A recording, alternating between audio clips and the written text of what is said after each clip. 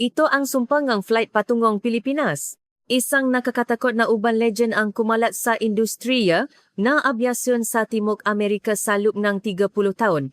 Ang bawat cabin crew na itinalaga sa flight patungong Pilipinas ay babalik na bago ang personalidad. Si Maria Santos, isang 15 taong veteranong flight attendant, ay pagod na sa mapasaherong walang katarungan, kaya't siya inawalan ng tiwala sa sangkatauhan. Ngunit itinadana siyang italaga sa isang flight patungong Manila. Ang matinding babala ng kanyang nakasamahan. Huwa na huwa mong mawawala ang iyong sarili. Ngunit pakaraan ng 12 oras. Ano kaya ang nakakagulat na kilos ng 300 pasaherong Pilipino? Bakit lahat ng cabin crew ay nagbabago? At ano ang tunay na kalikasan ng sumpang ito? Ang sikreto na nakatago sa flight patungong Pilipinas, na lihim na ikinukuwento sa mga cabin crew, ay isisiwalat na alas 6 ng umaga sa Sao Paulo. Bago pa tumuno ang alarm, natural na nakmulat si Maria Santos. Sa edad na 32, ang kanyang katawan ay ganap ng nasanay sa 15 taong flight schedule. Tinitigan niya ang kanyang mukha sa salamin. Ang mamata na dati puno ang pag-asa ay ngayon ni may bakas ang pagod. Ang ma-eyebags ay hindi may tago ang makeup at ang madulo ang kanyang labi ay natural na bumababa. Nang pumasok siya sa pinakamalaking airline ng Brazil sa edad na 18, pangarap ni Maria na libutin ang mundo. Ipinakmamalaki niya ang sarili na nakasuot ng magandang uniforme, nakakasalamuha ang iba't ibang tao mula sa iba't ibang bansa at nagtatrabaho sa himpapawid. Ngunit iba ang realidad. Ang mahabang 15 taon ay unti-unting kumakain sa kanyang puso. Araw-araw, pauli-uli ang walang katarungang hiling, aroganteng paugali, at minsan ay mga salitang humahamak sa kanyang pagkatao mula sa mga pasahero. Noong una, nakangiti si Maria na tumutugon. Ngunit ngayon, halos mekanikal na lang ang kanyang sagot. Habang isinasara ang butones ng kanyang uniforme, malalim na nabuntong hininga si Maria. Kailangan ko na namang pumunta sa digmaan ngayon, bulong niya. Para sa kanya, ang cabin na eroplano ay hindi na iba kundi isang digmaan. Nakaharap sa mga kaaway na tinatawa na pasahero, pinapanatili niya ang pilit ng ngiti sa loob ng 12 hanggang 16 na oras. Hindi niya kayang magbiti dahil sa problemang pinansyal. Bilang isang single mother na napapalaki sa kanyang 8 taong gulang na anak na si Ana, ang trabahong ito ang kanyang ikinabubuhay. Mula nang pumanaw ang kanyang ina dahil sa sakit sa edad na 18, mag-isa niyang dinala ang lahat ng pasanin. Habang naglalagay ng lipstick sa harap ng lababo, naalala ni Maria ang nasalita ng kanyang yumaong ina, "Maging mabait ka sa mga tao, Maria, iyan ang magpapasaya sa iyo." Madalas itong sabihin ng kanyang ina na si Donalza. Ngunit ngayon, ang mga salitang iyon ay tila walang saysay sa pandinig ni Maria. Nasimula ang araw-araw na pakikipaglaban ni Maria sa papasok ng mga pasahero sa flight mula Rio de Janeiro patungong Miami. Magandang umaga po, maligayang pagdating po. Kahit taos pusong bumati si Maria, 8 sa 10 pasahero ang ganap na hindi pumapansin. Isang binatilyong lalaki na nakasuot ng earphone ang patuloy na nakatingin sa kanyang smartphone. Isang babae na abala sa pagre-retouch ng makeup ang hindi man lang napansin ang presensya ng cabin crew sa loob ng 15 taon. Hindi nagbago ang senaryong ito. 30 minuto pagkatapos magsimula ang papasok, isang lalaki na may malaking maleta ang humarap kay Maria. "Iayat mo ito rito." Malinaw na lampas sa 25 kilo ang bigat nito. "Pasensya na po, subalit kailangan po ninyo." Bago pa may paliwanag ni Maria ang patakaran, sumimangot ang muhangang lalaki. "Ako ang nagbayad, para saan pa kayo rito?" Sa espasyo ngang imbakan sa loob ng cabin, isang pasahero ang sumasakop sa buong overhead bin, kabilang na ang isang maliit na pouch ng pampaganda. Nang hilingin ni Maria na maari po bang mag-adjust kayo ng kaunti, ang reaksyon ay tila ninakawan ng ari-arian. Nang magsimula ang serbisyo ngang inumin, mas matinding paksubo ang naghihintay. "Ano ang meron?"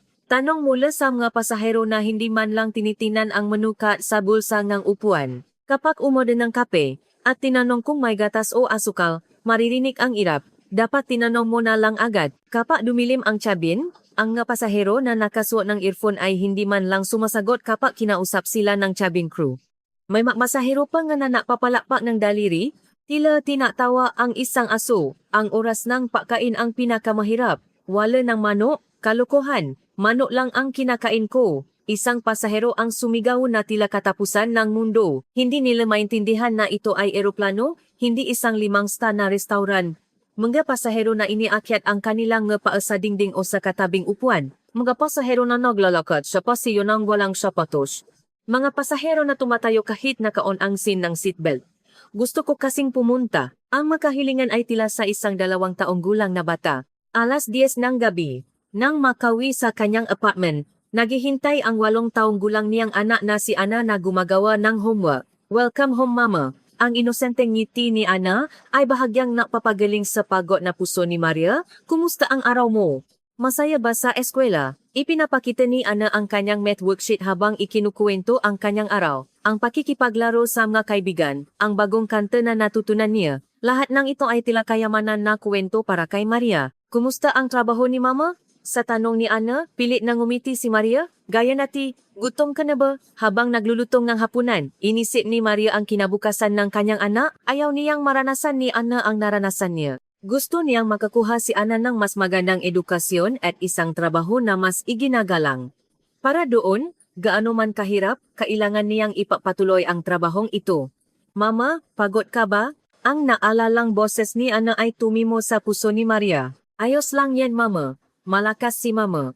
Habang binabasa ang bedtime story, nalunod si Maria sa alaala ng kanyang ina. Kahit nasa banig ngang karamdaman, laging itinuturo ni Donalza kay Maria ang kahalagahan ng kabaitan. Maging mabait ka sa mga tao, tiyak na babalik sa iyo.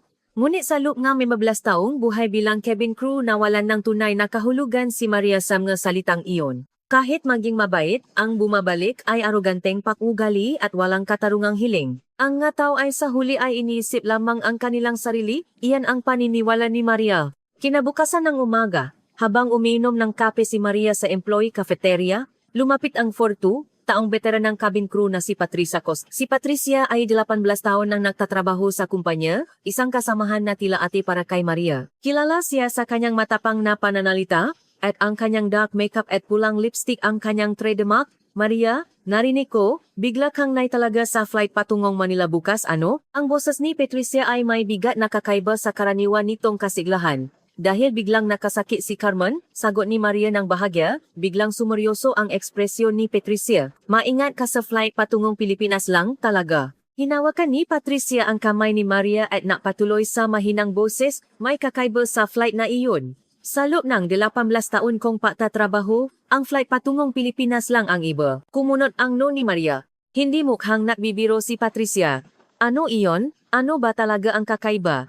Lumingon si Patricia sa paligid, binabaan pa ang boses para hindi marinig ng ibang cabin crew.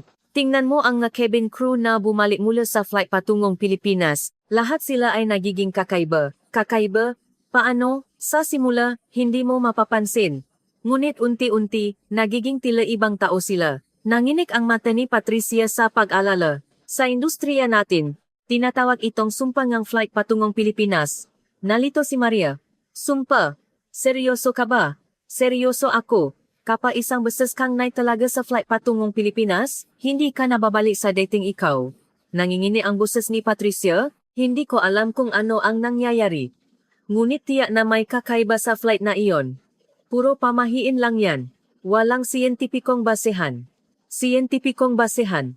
Ngumitingang mapait si Patricia. Maria, mahigit 50 cabin crew ang naitalaga sa flight patungong Pilipinas sa kumpanyang ito sa loob ng 15 taon at walang pinalagpas. Lahat sila ay nagbago. Sa tingin mo, nakataon lang iyon? Nilami ang likod ni Maria. Kung iisipin, tila na bago nga ang aura ng kanyang kasamahan matapos silang italaga sa flight patungong Pilipinas. Paano ba talaga sila nababago? Sa simula, hindi mo malalaman. Ngunit pakaraan ng ilang linggo, ang kanilang paraan ng pagtatrabaho ay nababago ng husto. Tila sila nilagyan ng ibang pagpapahalaga, nangingini ang kamay ni Patricia habang napatuloy. Ang pinakanakakatakot ay iniisip nila na ang pagbabagong iyon ay isang magandang bagay. Kung magandang bagay, walang problema, di ba? May problema, naging matalim ang boses ni Patricia. Hindi na nila nakikita ang realidad, ganap nilang nakakalimutan kung gaano kahirap ang trabahong ito at kung gaano kawalang katarungan ang mga pasahero. Umiling si Maria. Ngunit, hindi ba iyon masyadong malalim na pag-isip? Masyadong malalim? Tumayo si Patricia at inilagay ang kamay sa balikat ni Maria. Maria, nalapasan mo ang 15 taon ng realidad. Huwag mong mawawala ang sense of reality mo anuman ang mangyari, huwag mong mawawala ang iyong sarili. Ang huling salita ni Patricia ay tumimo ng malalim sa puso ni Maria. Hindi pa ako kailanman na italaga sa flight patungong Pilipinas. At hinding-hindi ko balak na italaga ron. Matapos marinig ang babala ni Patricia, sinimulan ni Maria na paisipan ang pagbabago ng kanyang nga kasamahan nun. Tiyak na may karaniwang at hindi kanais-nais na pattern ng pag-ugali ang cabin crew matapos silang italaga sa flight patungong Pilipinas. Ang pinakakapansin-pansin ay ang pagbabago ni Luciana Ferreira 3 taon na ang nakalilipas. Dati, siya ay isang cynical at realistic na cabin crew, tulad ni Maria. Ang kanyang motto ay trabaho lang ito, at gumagawa lamang siya ng minimum na serbisyo sa mga pasahero. Ngunit matapos siyang italaga sa flight patungong Pilipinas, naging tila ibang tao si Luciana. Ang pagbabago ay tila nagbago ang kanyang personalidad. Sa simula, nabulungan ang makasamahan na baka sumali siya sa isang kulto. Ang kaso ni Marcos Sanchez 2 taon na ang nakalilipas ay mas dramatiko pa. Siya ay isang mayabang na binata sa kanyang ika-5 taon sa kumpanya, at nakikipausap siya sa mga senior cabin crew ng walang pagalang. Ngunit matapos siyang italaga sa flight patungong Pilipinas, naging tila ibang tao siya. Nagtataka ang kanyang makasamahan kung ano ang nangyari kay Marcos. Ang pinakabagong halimbawa ay si Annalisa 1 taon na ang nakalilipas. Siya ay isang cabin crew na pinahahalagahan ang kahusayan at ang kanyang paniniwala ay ayaw sa paasaya nga oras. Ngunit matapos ang flight patungong Pilipinas, nasimula siyang kumilos na tila na bago ang kanyang konsepto ngang oras. Ang nakakainteresante ay ang kanilang karaniwang ayaw na ibahagi ang partikular na dahilan ngang kanilang pagbabago. Kapag tinanong kung ano ang nangyari sa flight, malabo lang ang sagot, hindi may paliwanag sa salita. Hindi mo malalaman hanggat hindi mo nararanasan. Tila sila ay miyembro ng isang lihim na samahan na may misteryosong pag-ugali. Isa pang karaniwang punto ay ang kanilang ganap na pagtanggi sa kanilang dating sarili. Wala akong alam noon, hindi ko alam ang tunay na mahalagang bagay noon. Paulit-ulit nilang sinasabi ang nga pahaya na tila hinahama ang kanilang nakaraan. Ang pinaka-nakakainis ay nawalan sila ang interes sa ibang trabaho maliban sa flight patungong Pilipinas. Ang ibang international flights ay tila walang kulay na sa kanila. Iba na ang pakiramdam ng ibang flights, wala nang kuwenta ang lahat kumpara sa karanasang iyon. Habang inobserbahan ni Maria ang pagbabago ng kanyang mga kasamahan, naisip niya ang isang nakakatakot na posibilidad. Kung totoo ang sinasabi ni Patricia, ano kaya ang nasa flight patungong Pilipinas? At bakit walang sinuman ang gustong ibahagi ang nga detalye? Habang nakikipausap sa ibang kasamahan sa rest area, nalaman ni Maria na may iba pa bukod kay Patricia na may alam tungkol sa sumpang ng flight patungong Pilipinas. Ang kuwentong iyon, ngumiti ang veteranang flight attendant na si Carla Mendez. Sa loob ng 20 taon kong pagtatrabaho, iniwasan ko lang ang flight patungong Pilipinas. Bakit? Tanong ni Maria. Sumeryoso ang mukha niya dahil natatakot akong hindi na ako ang sarili ko. Sa edad na ito, ayaw kong mabago ang personalidad ko. Sumali rin sa usapan ang batang cabin crew na si Juliana Costa. Ang aking senior ay ganap ding nabago pagkatapos ng flight patungong Pilipinas. Ngunit hinding-hindi niya sinasabi kung ano ang nangyari. Hindi sinasabi? Sinasabi lang na malalaman mo kapag naranasan mo, tila isang panghihikayat sa relihiyon. Nangingini ang boses ni Juliana sa paalala. Ang pinakakapansin-pansin ay ang testimonya ang veteranang cabin crew na si Dolores Almeida na malapit ng magretiro.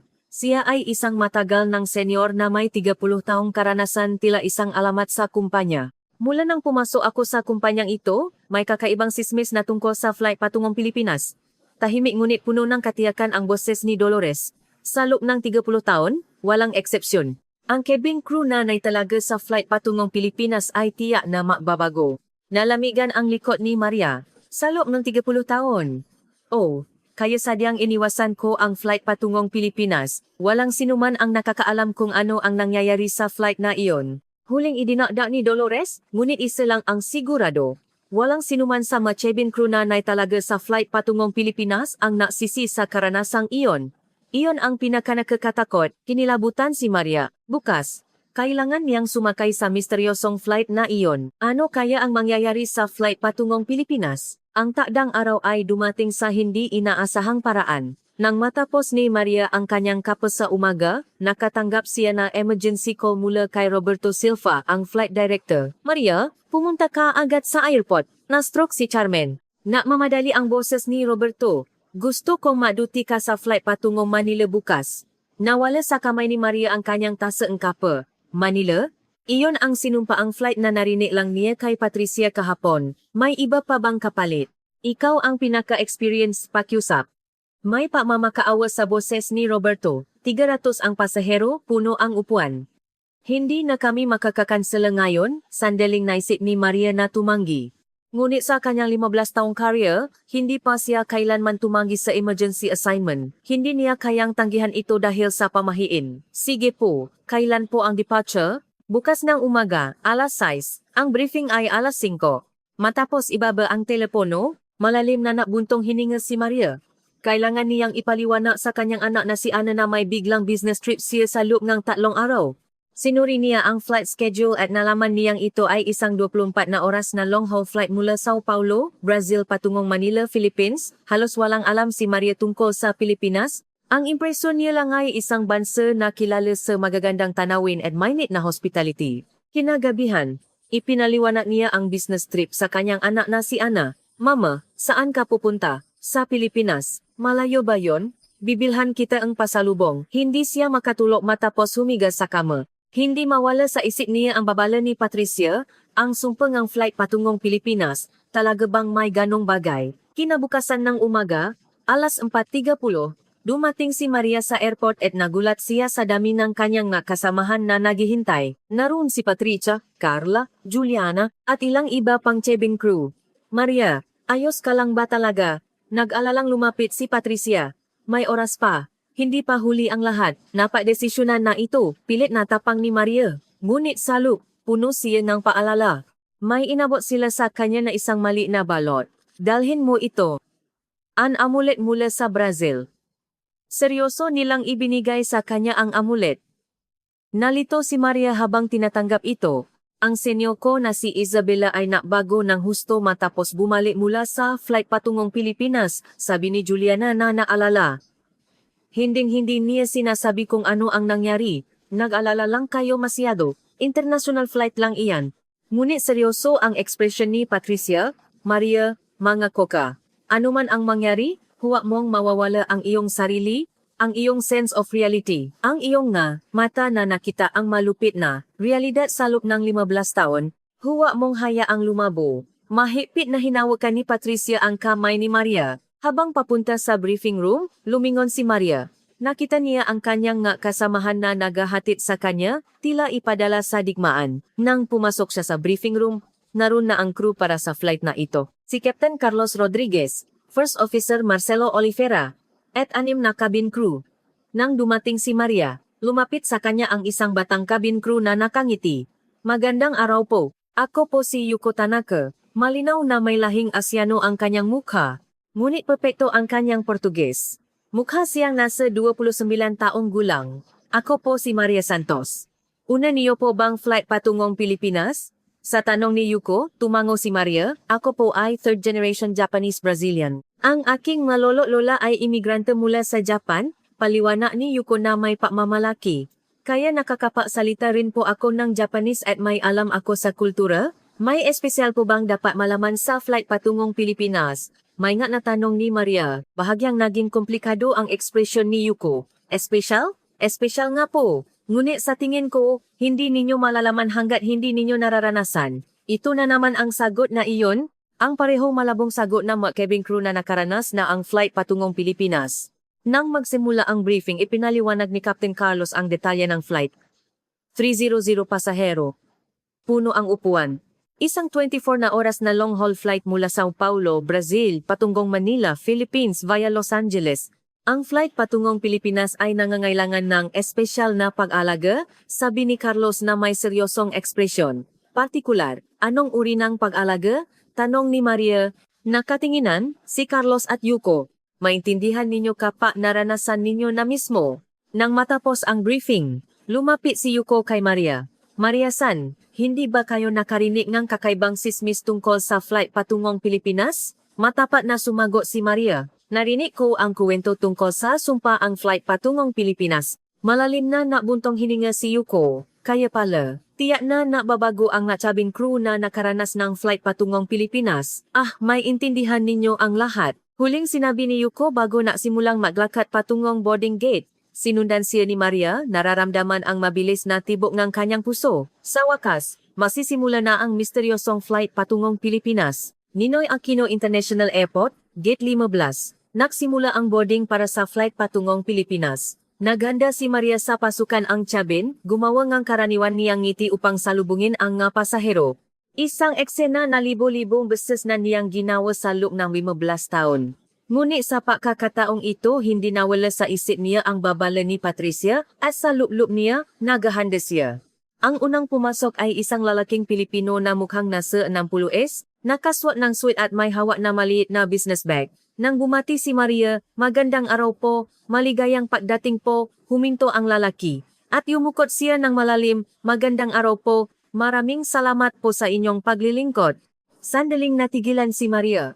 Sa 15 taong karanasan niya bilang cabin crew, hindi pa siya kailanman nakakita ng pasahero na sumasagot ng ganun kamagalang sa kanyang pabati sa papasok.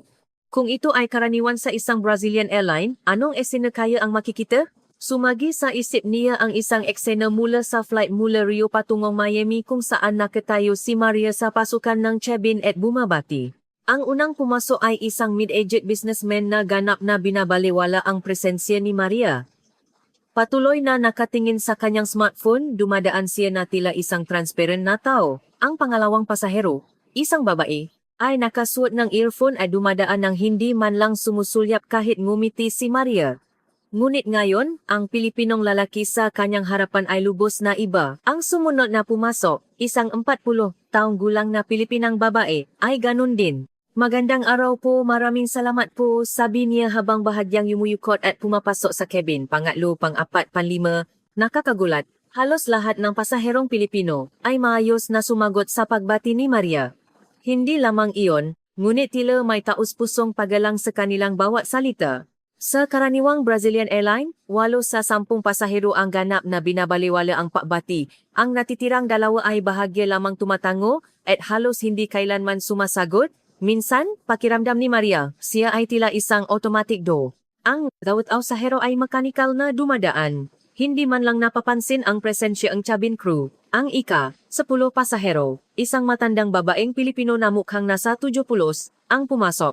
May hawak siyang baston at mabagal na naglalakad, ngunit huminto siya sa harap ni Maria at, kahit may hawak na baston, inalis ang kanyang sombrero. Magandang araw po, maraming salamat po sa inyong serbisyo. Sa paggalang na iyon, biglang nangini ang katawan ni Maria. Isang taong higit 70 taong gulang ang nabibigay ng ganong paggalang sa isang 32 taong gulang na tulad niya.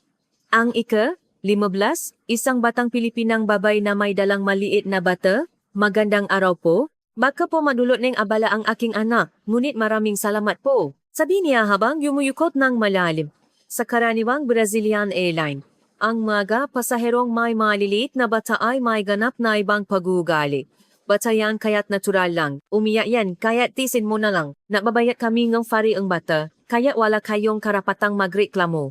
Hindi pa siya nakakita ng magulang na humihingi ng paumanhin ng maaga. Sa katunayan, karamihan sa mga magulang ay kumikilos na tila karapatan nilang maingay ang kanilang mga anak. Habang napapatuloy ang boarding, napansin ni Maria ang karagdagang pagkakaiba. Ang paraan ng pahawak ng mga pasaherong Pilipino sa kanilang bagahe ay malinaw na iba. Kapag iniimba ang bagahe sa overhead bin, inaayos nila ito ng maayos, isinasaalang-alang ang espasyo ng ibang pasahero. Isang lalaki ang nakita ni Maria na matapos ilagay ang kanyang bagahe, nakita niyang malapit nang mahulo ang bagahe ng katabi niya, kaya dahan-dahan niya itong inayos. Walang nautos sa kanya, natural na kilos lang. Isang babae naman ang nakita niyang puno na ang overhead bin, kaya't nakdesisyon siyang ilagay ang kanyang maliit na box sa ilalim ng kanyang upuan. Pasensya na po, mukhang puno na po ang itaas, sabi niya kay Maria. Sa karaniwang Brazilian airline, ang overhead bin ay tila isang battlefield. Isang pasahero ang sumasakop sa kalahati ng shelf, kabilang na ang isang maliit na pouch ng pampaganda.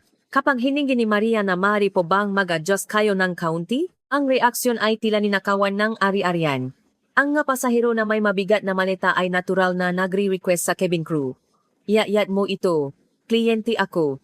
Trabaho niyo yan, di ba? Nang halos matapos ang boarding, napansin ni Maria ang kakaibang katahimikan sa loob ng cabin.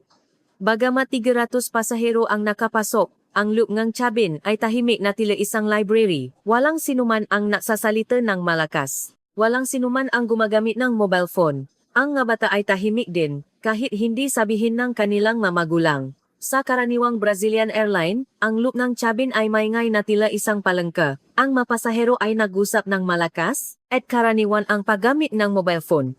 Ang nga bata ay tumatakbo sa pasilyo, at ang nga magulang ay hindi napapansin. May mga pasahero na nakikinig ng musika ng malakas, at may mga nanonood ng video na may tunog. Kinakailangan ng mga cabin crew na itodo ang volume ng mikropono para sa safety announcement.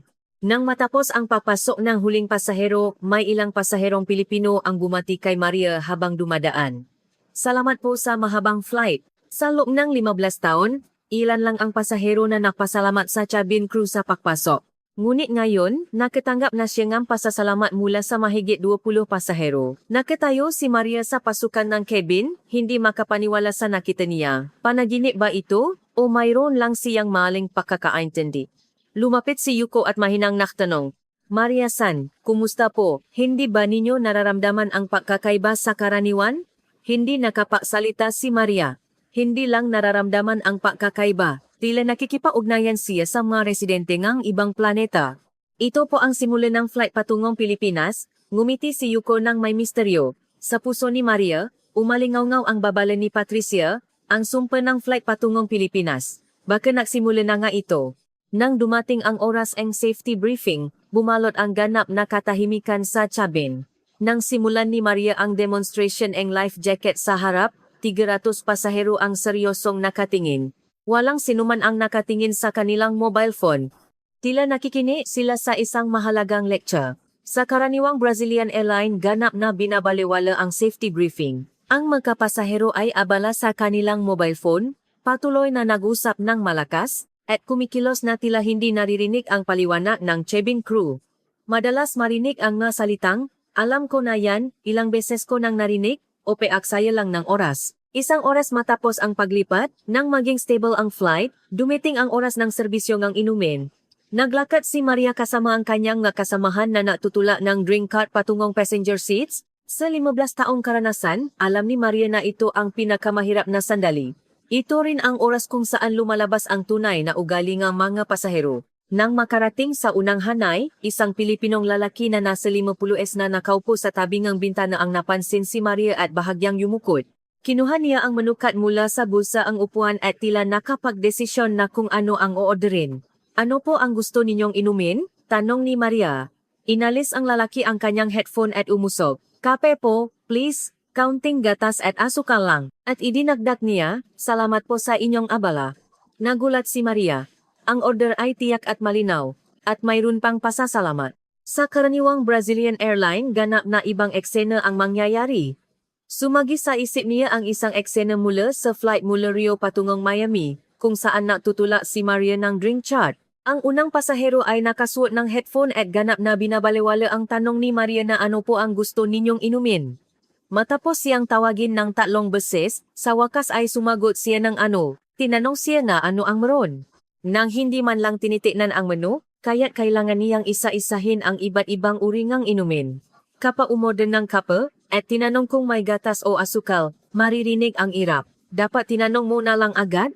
Ang Pilipinang babae sa katabing upuan ay ganon din kamagalang. Sa apo please at mahina niyang idinagdag salamat po sa inyong pagod. Ang batang Pilipinong lalaki sa kabilang pasilyo ay isinara ang kanyang binabasang libro at nahintay nang lumapit si Maria Sakat. Orange juice po, please. Matapos umorder, bahagyang yumuko siya nga ulo at sinabing salamat po, nalilito si Maria. Nakapagbigay na siya ang inumin sa 10 pasahero at lahat sila ay nakumpirma ang menu ng maaga, nabigay ang tiyak na order at napasalamat. Sa karaniwan, sa puntong ito, hindi bababa sa 3 beses na siyang tinanong ng ano ang meron, 2 beses na siyang sinabihan ng mamaya na lang itanong, at 1 beses na siyang ganap na binabaliwala. Nang lumipat sa susunod na hanay, may nakaupong Pilipinong maasawa na mukhang nasa 70 ans. Ang babay ay bahagyang itinaas ang kanyang kamay upang kunin ang atensyon ni Maria. Pasensya na po, sa abala po ninyo. Nagsimula siya sa isang magalang na paunang salita, gusto po nga sawa ko nga mainit na saa, at ako po ay tubig. Sa karaniwang Brazilian airline, ganap na iba ang paraan ng pagkuha ng atensyon ng nga pasahero. Napapalakpak ng daliri na tila tinatawag ang isang aso, o tinatawag na hoy, babay doon, minsan. Kinakatok pa nga ang balikat ni Maria para kunin ang kanyang atensyon. Hindi pa siya kailanman nakarinig ng paunang salita tulad ng pasensya na po sa abala po ninyo sa loob ng 15 taon. Mas lalo pa siya nagulat na mapasalamat ang lalaki matapos ang order ng kanyang asawa. Salamat po, pasensya na po sa asawa ko. Bakit kailangan niyang humingi ng paumanhin? Ang serbisyo ng inumin ay trabaho ng cabin crew at karapatan ng pasahero na mag-order. Ngunit kumikilos sila na nagidudulot sila energy espesyal na abala kay Maria. Habang tinutula ang chat, hindi maiwasan ni Maria na maalala ang karaniwang eksena. Ang flight mula Buenos Aires patungong Sao Paulo, kung saan isang mid-aged na babae ang natula ng trash bag sa drink chat, itapong mo ito. Kahit nagbibigay ng inumin, binigyan siya ng maruming paper towel at tirang sandwich. Nang ipaliwanag niya nagsiservisyo po kami ng inumin gayon, sumagot ang pasahero ng natural lang yan. Sa ibang flight, kinailangan niyang kolektahin ang basura habang nagsiservisyo ang pagkain. Habang 200 pasahero ang naghihintay ang pagkain, hindi niya kayang pigilin ang buong serbisyo para sa isang basura. Nang ipaliwanag niya ito, nagalit ang pasahero at sinabing masama ang serbisyo. Ngunit ngayon ang pasaherong Pilipino ay lubos na iba, habang nagbibigay si Maria ng inumin, walang sinuman ang natula ng basura sa kanya. Sa katunayan, puro nga salitang ng pag-aalala ang naririnig niya tulad ng mukhang abala po kayo o salamat po sa inyong pagod. Nang makarating sa gitnang upuan, may nakaupong Pilipinong businessman na nasa 30s. Nagtatrabaho siya sa kanyang laptop, ngunit nang lumapit si Maria, agad niyang isinara ang screen at lumingon. Kape po, please. Black po. Simple at malinaw na order. At salamat po. Maraming salamat po. Sa karaniwan, ang pasaherong nagtatrabaho sa laptop ang pinakamahirap. Nakasuot ng headphone at ganap na nakatutok. Hindi napapansin si Maria kahit ilang beses siyang tawagin. Kahit katukin siya, sa wakas ay lilingon siya at sasabihin, ano? Abala ako ngayon. Kahit magtanong ng order, nakatingin pa rin sa screen, tila si Maria ay hangin lang. Ngunit ang Pilipinong lalaki na ito ay napansin ang presensya ni Maria, itinigil ang kanyang trabaho, at magalang na sumagot. Habang papunta sa likod na upuan, huminto siya sa lugar ng isang batang Pilipinong makasintahan. Tila sila ay nabubulungan. Pasensya na po, mahinang sabi ng babae na tila naghihingi ng paumanhin. Gusto po niya ng beer, at ako po ay ginger ale. Pasensya na po sa abala. Sa salitang pasensya na po sa abala, naramdaman ni Maria ang sakit sa kanyang dibdib. Ang pagbibigay ng inumin ay trabaho ni Maria, at hindi nadudulot ng abala ang mapasahero. Ngunit tila siya ay naghihingi ng personal na pabor kay Maria. Sa karaniwang Brazilian airline, ang mga makasintahan ay madalas na may pinaka-aroganteng pag-ugali. Beer para sa akin. Para sa kanya, kahit ano na lang magmadali. Sa halip na pasasalamat, puro reklamo ang naririnig. Nang matapos ang lahat ng upuan hanggang sa dulo, nagtaka si Maria kung manhid na ba siya. Lahat ng 300 pasahero ay labis na magalang at nagpakita ng pasasalamat. Walang sinuman ang nagpakita ng aroganteng pag-ugali. Walang sinuman ang nagtanong ng hindi tinitingnan ang menu. Walang sinuman ang binabalawala siya habang nakasuot ng headphone. Lumapit si Yuko kay Maria. Kumusta po? May napapansin po ba kayong pagkakaiba kumpara sa karaniwan? Napansin ni Maria na nangingini ang kanyang boses. Lahat sila ay ganun kamagalang. Ito po ang karaniwang pasaherong Pilipino, tahimik na sagot ni Yuko. Anong uri po ang karanasan ang nararanasan ninyo sa loob ng 15 taon? Hindi makasagot si Maria. Ang 15 taong alaala ay tila isang bangungot. Ang naranasan niya ba ay tunay na realidad? O ang nangyayari sa kanyang harapan ngayon ay hindi totoo? Sa puso ni Maria, muling umaling-aungaw ang babala ni Patricia. Ang sumpa ng flight patungong Pilipinas, baka ang labis na kabaitan na ito ang dahilan kung bakit nagbabago ang kanyang nakasamahan. Ngunit ngayon, hindi niya masabi kung sumpa ba ito o pagpapala. 6 na oras matapos ang paglipad, natapos ang serbisyo ng pagkain, at dumating ang oras ng pagkuha ng tray ng pagkain. Para kay Maria, ang sandaling ito ang isa sa pinakamalungkot na oras sa kanyang 15 taong buhay bilang cabin crew. Ang pagkuha ng tray matapos kumain ang oras kung saan lumalabas ang tunay na ugali ng pasahero, mabilis na nakikita kung gaano sila kakalat, at kung gaano nila hindi iniisip ang cabin crew. Huminga ng malalim si Maria at natungo sa unang hanay. Nahanda siya na ayusin ang maruming tray at bundok ng basura gaya ngang dati. Nang makita niya ang try na 60 taong gulang na Pilipinong lalaki sa unang upuan, hindi makapaniwala si Maria, ang try ay sobrang ayos. Ang pinggan ng main course, salad bowl, at pinggan ng tinapay ay lahat nakalagay sa parehong posisyon gaya ng inihain. Ang ginamit na napkin ay maayos na nakatupi at nakalagay sa kanang sulok sa itaas. Ang kusara at tinidor ay nakahanay sa orihinal nitong pagkakalagay. Maraming salamat po sa masarap na pagkain. Sobrang sarap po. Yumukot ang lalaki kay Maria ng malalim. Salamat po sa inyong pagod. Nawalan ng salita si Maria. Sa 15 taong karanasan niya bilang cabin crew, hindi pa siya kailanman nakakita ng pasahero na napakita ng ganoong klaseng pasasalamat sa pagkain sa eroplano. Sa karaniwang Brazilian airline, ganap na ibang eksena ang mangyayari. Sumagi sa isip niya ang isang eksena mula sa flight mula Cali patungong Sao Paulo, kung saan kinukuha ni Maria ang trengang pagkain. Ang tray ng unang pasahero ay tila isang battlefield. Ang sarsa ng main course ay nakakalat sa buong tray at ang gulay ng salad ay nakalat. Ang napkin ay marumi, nakabalumbon at basta na lang itinapon. Ang mumu ng tinapay ay nahulo pa sa upuan at ang matirang pagkain ay makulo-gulo. Ang pangit, ang kaunti, puro reklamo lang ang naririnig.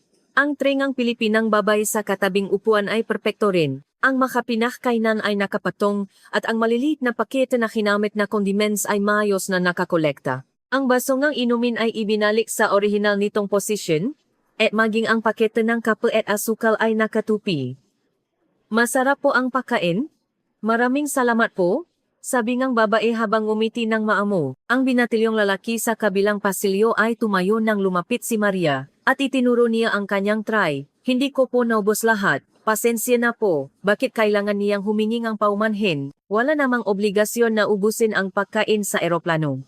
Ngunit ang ekspresyon niya ay tila siya ay naghihingi ng paumanhin sa tao nagluto. Sa karaniwang Brazilian airline, ganap na iba ang reaksyon sa tirang pagkain. Pangit, hindi makain. Hindi ito pagkain. Ibali ang pra. Karamihan sa mapasahero ay kumikilos na tila karapatan nilang maiwan ng pagkain at sa halip ay sinisisi pa nga ang cabin crew o ang airline. Hindi pa siya kailanman nakakita ng pasahero na humihingi ng paumanhin dahil sa tirang pagkain.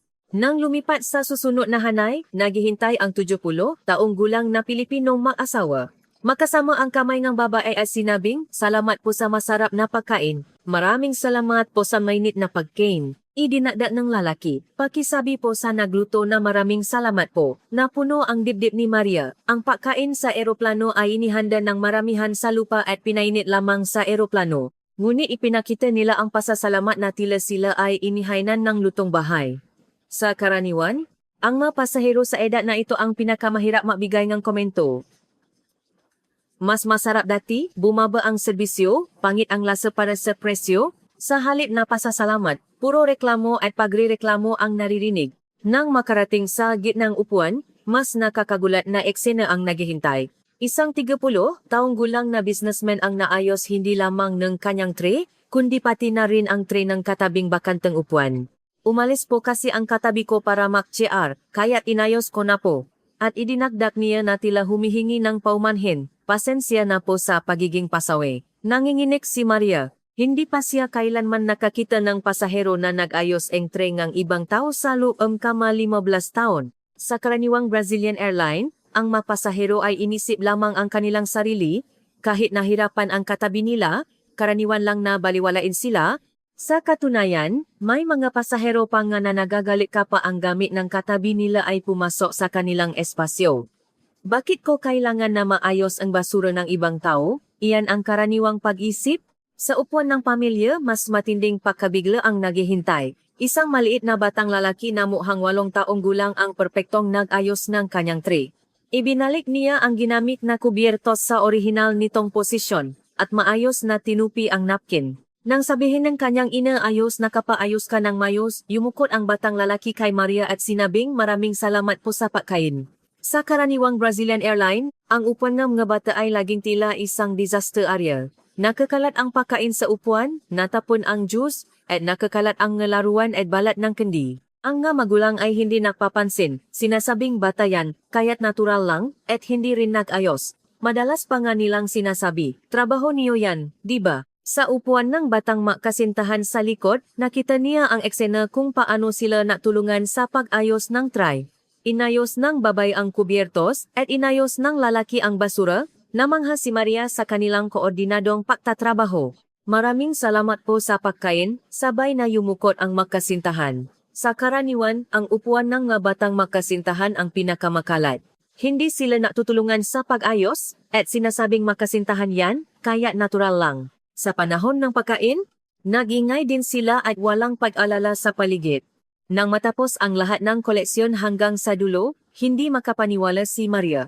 Lahat ng 300 tray ng pagkain ay perpektong naayos, walang isang tray na makalat, walang tray na may nakakalat na basura, walang tray na may basta na lang itinapon na maruming napkin. At higit sa lahat, nagulat siya na nakatanggap siya ng pasasalamat mula sa lahat ng 300 pasahero. Maraming salamat po sa pagkain. Masarap po. Salamat po sa inyong pagod. Maraming salamat po. Ang kabuuang bilang ng pasasalamat na natanggap niya sa loob ng 15 taon ay nalapasan sa isang araw lang na ito. Nakatayo si Maria sa gitna ng pasilyo. Ang tray ng pagkain na hawak niya ay tila isang obra maestra, maayos na nakaayos. Ito ba talaga ang pag-ayos matapos kumain sa eroplano? Sa karaniwan, ang oras na ito ay isang battlefield. Bawat makita niyang maruming tray, napabuntong hininga siya, at habang inaayos ang nakakalat na basura, namumura siya sa kanyang isip. Bakit ko kailangan na maglinis ng basura ng magkapasahero? Wala ba silang balak mag-ayos man lang? Iyan lang ang magareklamo na pumupuno sa kanyang isip. Ngunit ngayon, iba. Mula sa bawat tray, nadarama ang paalala at pasasalamat ng mga pasahero. Tila ang bawat tray ay isang love letter. Lumapit si Yuko at tahimik na natanong. Maria-san, kumusta po? Hindi makapagsalita si Maria. Tila gumuho ang realidad na pinaniniwalaan niya sa loob ng 15 taon. Ito po ang karaniwang ugaling ng pasaherong Pilipino, paliwanag ni Yuko ng mamo. Pasasalamat sa nagluto, pag-alala sa nag-ayos at pag-isip sa paligid. Sa tingin po nila, natural lang po iyan. Nangingilit ang luha sa mata ni Maria. Ang pagkakaiba sa mga pasahero na nakasalamuhan niya noon ay napakalaki, kaya't gulong-gulo ang kanyang puso. Sumagi sa isip niya ang babala ni Patricia, ang sumpal ng flight patungong Pilipinas. Baka ang labis na kabaitan at pasasalamat na ito ang dahilan kung bakit nababago ang puso ng cabin crew. Ngunit ngayon, hindi niya masabi kung sumpa ba ito o pagpapala. Habang napapatuloy ang 12 oras na flight, mas detalyadong naobserbahan ni Maria ang pattern ang paugalian ng mga pasaherong Pilipino. Lahat ng ito ay malayo sa kanyang 15 taong karanasan. Habang naka-on ang sign ng seatbelt, walang sinuman ang tumayo. Kahit umuga ang eroplano dahil sa turbulence, lahat ay tahimik na nakaupo sa kanilang upuan. Sa karaniwan, ang sign ng seatbelt ay ganap na binabaliwala. Tumatayo sila ng walang problema dahil gusto nilang ma-CR, at kapag pinagsabihan, sumasagot sila na tila 2 taong gulang na bata.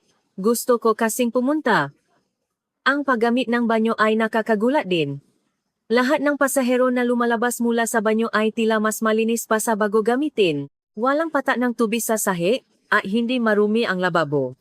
Sa karaniwang Brazilian airline, ang paglilinis ng banyo ay isang bangungot.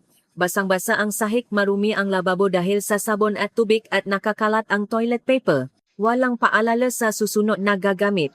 Ang paraan ng pagugol ng oras sa upuan ay tila sa ibang nilalang. Walang sinuman ang natatapon ng paa sa pasilyo. Walang sinuman ang nagsasalita ng malakas. Ang nga bata ay tahimik din, kahit hindi sabihin ng kanilang nga magulang. Sa karaniwan, ang upuan ay nagiging sariling kaharian ng isang individual. Mga pasahero na iniakyat ang paa sa dingding o sa katabing upuan, nagtatanggal ng sapatos at naglalakad ng walang sapin sa paa. Mga pasahero na nakikinig ng musika ng malakas o nanonood ng video. Ang mga bata ay tumatakbo, at ang mga magulang ay hindi nagpapansin. Sinasabing batayan, kaya't natural lang. Ang paraan ng pagtawag sa cabin crew ay puno rin ng dignidad. Magalang na tinatawa ang pasensya na po o pindutin ang call button ng isang beses at tahimik na naghihintay. Walang sinuman ang napapalapa ng daliri na tila tumatawa ng aso. Sa karaniwan, napapalapa ng daliri, tinatawa na hoy, babae doon.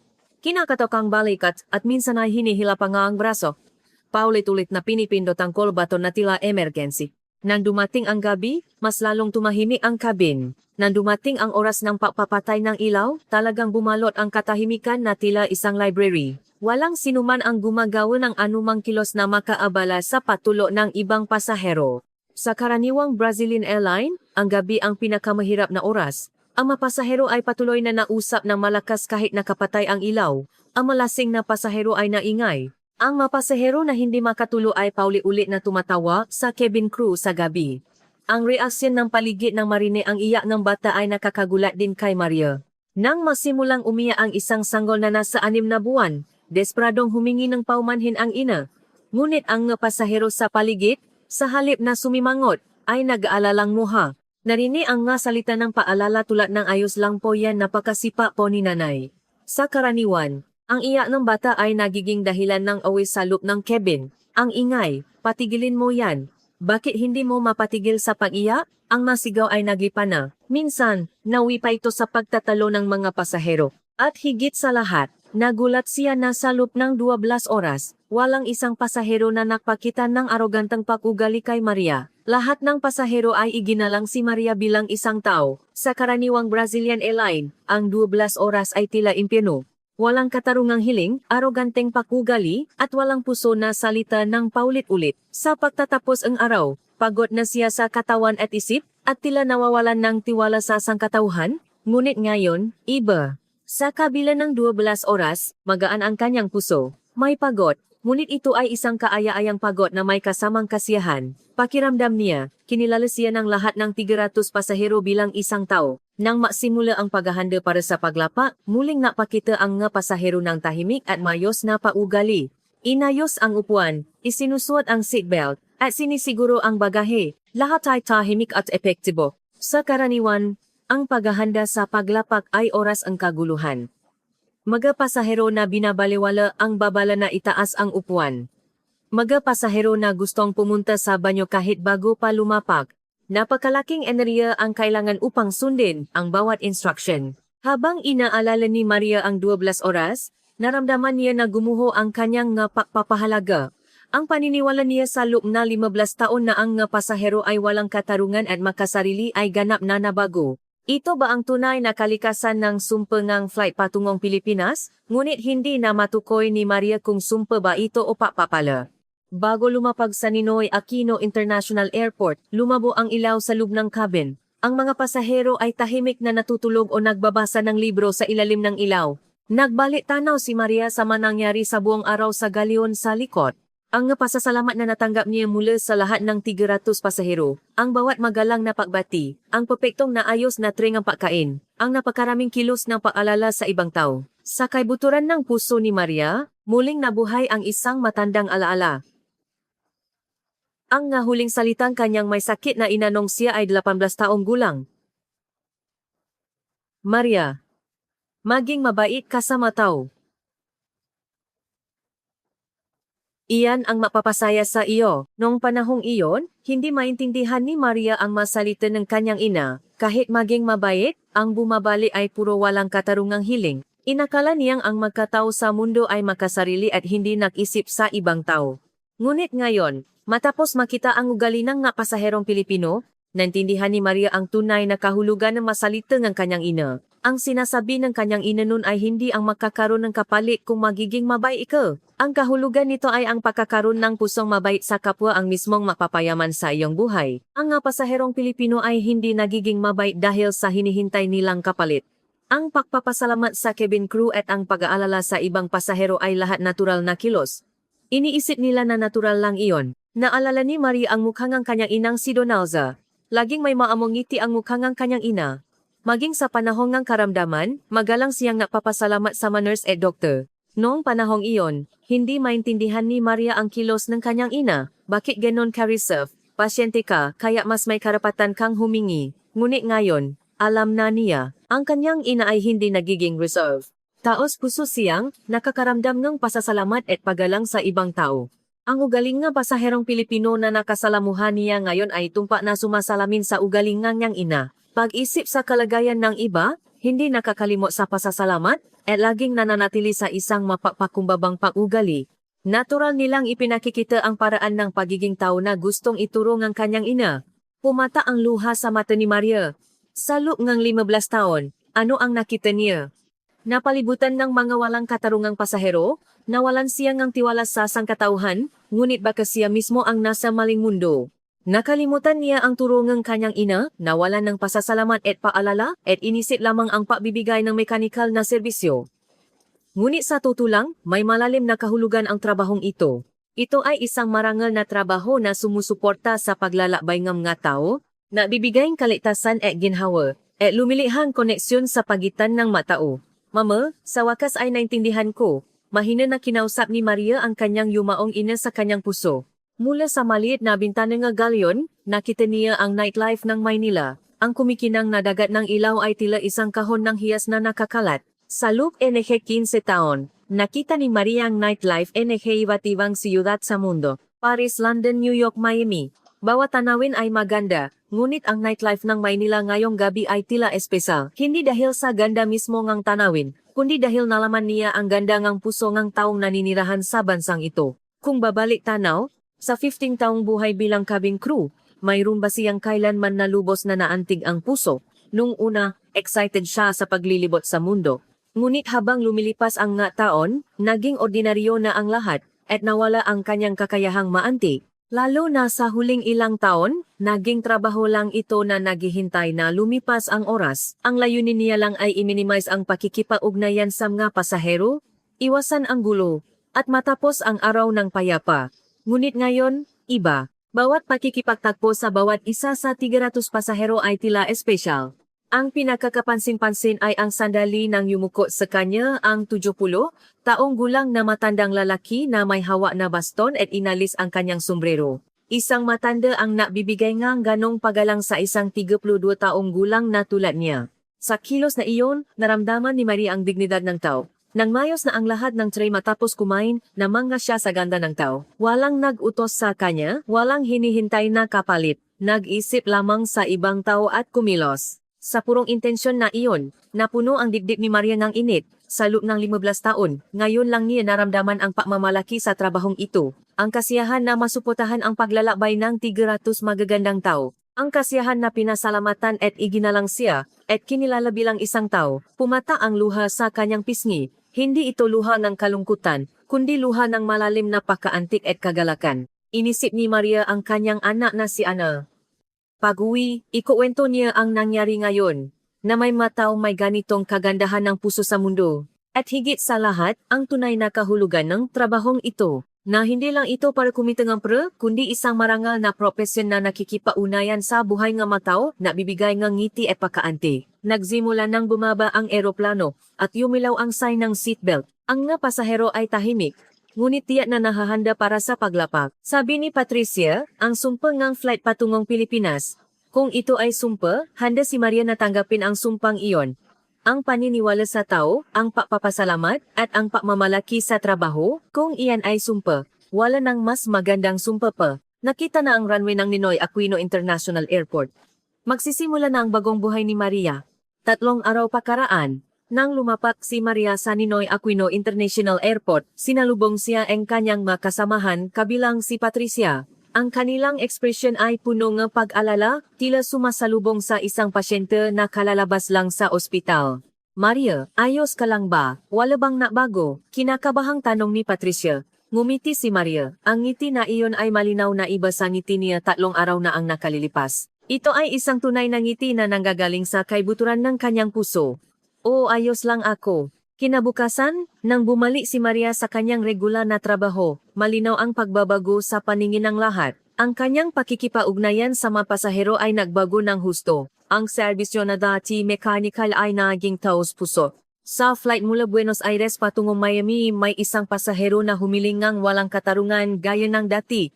Ang dating Maria ay siguro nakmura sa kanyang isip habang gumagawa ng minimum na serbisyo. Ngunit ang Maria ngayon ay iba. Sige po, sandali lang po. Sabi niya habang taos-pusong nagsisikap na gawin ang kanyang makakaya para sa pasahero. Sa oras ng break, nagtanong si Juliana, isang kasamahan. Maria, ano ang nangyari sa iyo? Para kang ibang tao. Tahimik na sumagot si Maria, naintindihan ko ang tunay na kahulugan ng trabahong ito. Gumagawa tayo ng marangal na trabaho na sumusuporta sa mahalagang paglalakbay ng tao. Kinilabutan si Patricia sa reaksyon na kinatatakutan niya. Talaga, nadala siya ng sumpa ng flight patungong Pilipinas, ngunit ang ekspresyon ni Maria ay mas buhay kaysa dati. Puno ito ngang pagmamalaki sa trabaho, pasasalamat sa mga pasahero, at higit sa lahat, pag-asa sa buhay. Nang makauwi, napansin ni Ana ang kanyang anak. Mama, mukhang masaya ke yata. Napakasaya ko ngayon, Ana, sagot ni Maria habang niyayakap si Ana. Pakaraan ng ilang linggo, nakarunang pakakataon si Maria na muling makasama si Yuko Tanaka. Nakita ni Yuko ang pagbabago ni Maria at masayang ngumiti.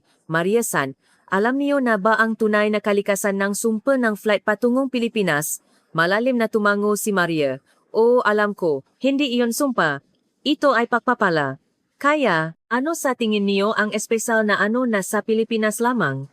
Naisip sandali si Maria bago sumagot. Ang pusong naalala sa ibang tao. Isang kultura kung saan natural itong ipinapakita sa kanilang kilos. Kumislap ang mata ni Yuko. Tama po kayo, tinuturuan ang mga Pilipino mula pagkabata na maisip sa kalagayan ng iba. Ang pusong may paalala, ang pusong may pasasalamat, ito ay natural na nakabaon sa kanila, nagpatuloy si Maria.